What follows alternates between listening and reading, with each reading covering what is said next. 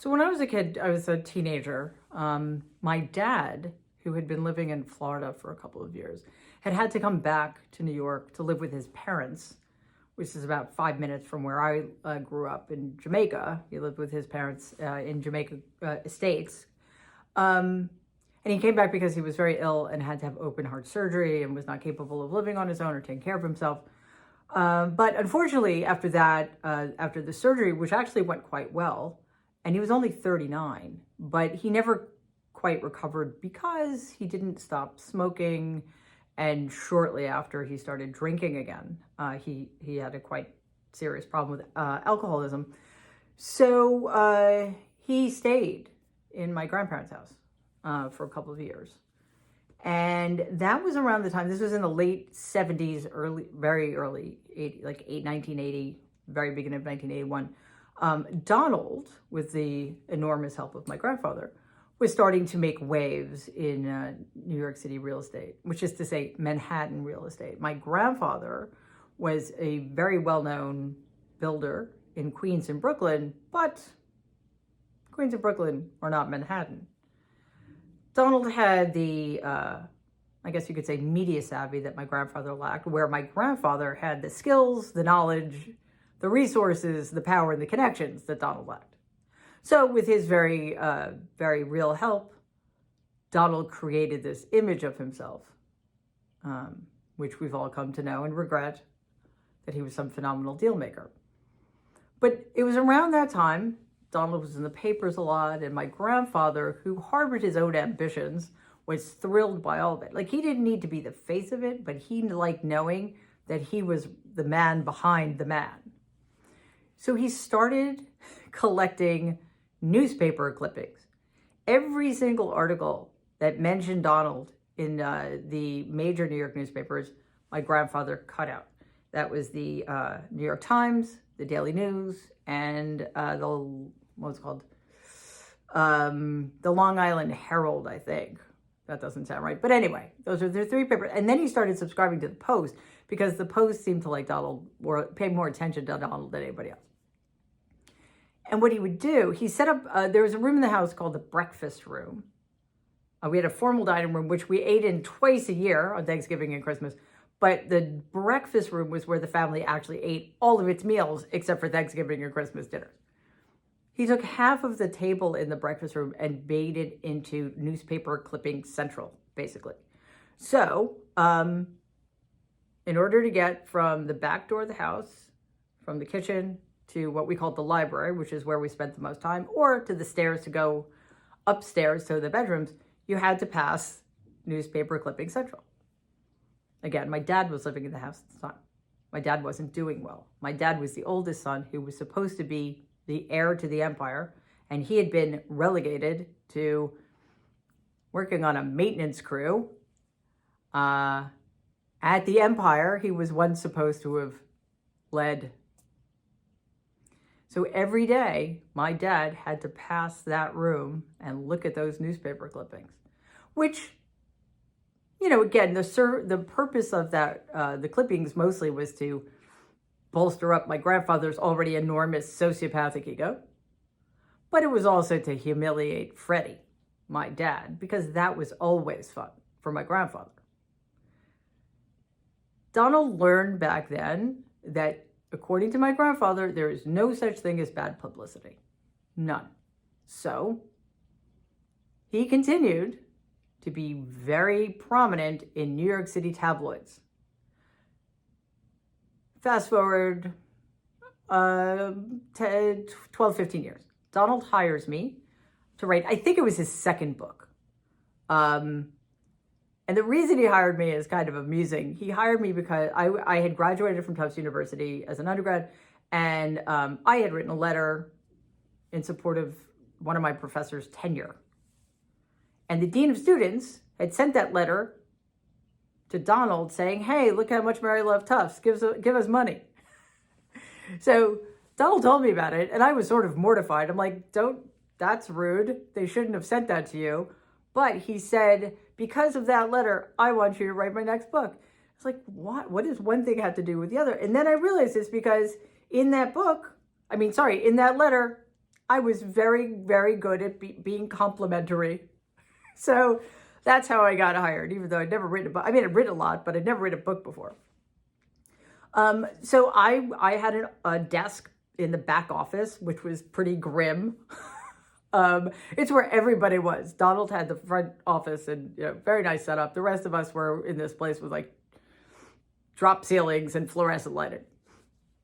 So I'd show up every day and I'm thinking, I need to write a book that he's supposed to be the writer of, and I need to talk to him. Like the whole point is that we're going to spend time together and I'm going to interview him and he's going to give me information, but no. So mostly it was like going through files and talking to other people, like his employees, his vice presidents, other people he'd done business with, the presidents of his casinos, but that could only get you so far. So I stopped by his office every day in the hopes that he would finally say, hey, Mary, I've got 15, 20 minutes. Let's sit down and talk. I went places with him. Like I flew down to Mar-a-Lago with him in the hopes that during that 2 hours, he would actually talk to me. But no. And in the office, it was weird because every single day I showed up, he was sitting behind his enormous desk with a stack of newspaper clippings. He had a full-time assistant whose job it was solely to scrub every single publication on the planet and cut out articles that were about Donald or mentioned him. And this is the only work I saw him do other than talk on the phone with people and bullshit and gossip. He would read the article, and if he liked the coverage of him, he would write back to the journalist or columnist or whatever and say, hey, great column, you're awesome, Donald. Or if it were negative, he would write what he imagined to be some clever, witty insult. And he would vet them with me and get me to tell him how funny and witty and great I thought they were. I think that's what I was getting paid for. Sounds familiar. So anyway, nothing ever came of it. And I ended up eventually not working on the book. It was impossible. And although, in keeping with him, he didn't fire me. He had his publisher do that. So that again, as far as I know, that is all he did. There was no, I'm not saying he didn't do other things, but there's no evidence otherwise. Like he was so obsessed with publicity that made him look better than he actually was. They'd actually made up an alter ego, John Barron, whom he called his publicist or vice president or something. And he would refer reporters to John Barron, who sounded shockingly like Donald. And John Barron was created for the sole purposes of convincing skeptical journalists that Donald actually had enough money to get on the Forbes 500 list, which he didn't, by the way. Everything Donald had, even at that point, was from my grandfather. It was completely a constructed illusion about Donald's wealth. Everything was from Fred Trump. Everything. So now we're in a position where Donald can manipulate the media simply by threatening them. I mean, we should have seen this coming. No, he spent 4 years talking about the fake press, attacking individual reporters and journalists. Now he's threatening to take away FCC licenses. He's calling outlets like CNN and MSNBC illegal. So it's not working out well for corporate media that kind of continued to cover him as if he were some normal candidate or president. And here's the problem.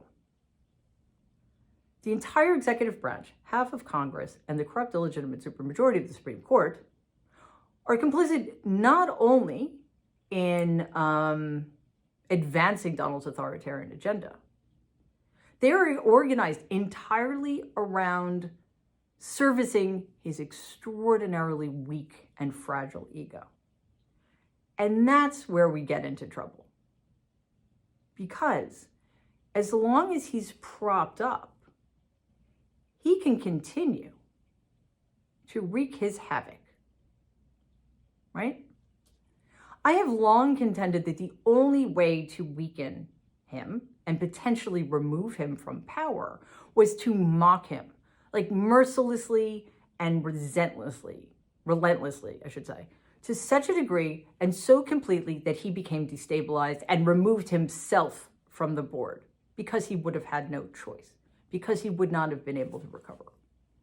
Of course, that never happened either because the opportunities, which were few and far between, were never seized by the people who were in a position to take advantage of them, or because those people completely misunderstood the moment, completely misunderstood what was required of them, or because too many people and entities, and again, at that time, we're talking the first administration and the 4-year interregnum, the corporate media, too many people and institutions were invested in continuing to prop Donald up.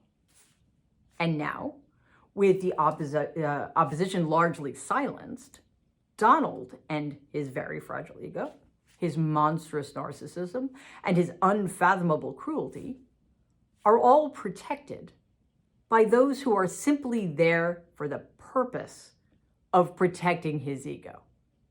And that is all so that he can unleash, without any impediments, all of it on us, which of course, over time, as we're seeing, is only going to make him worse.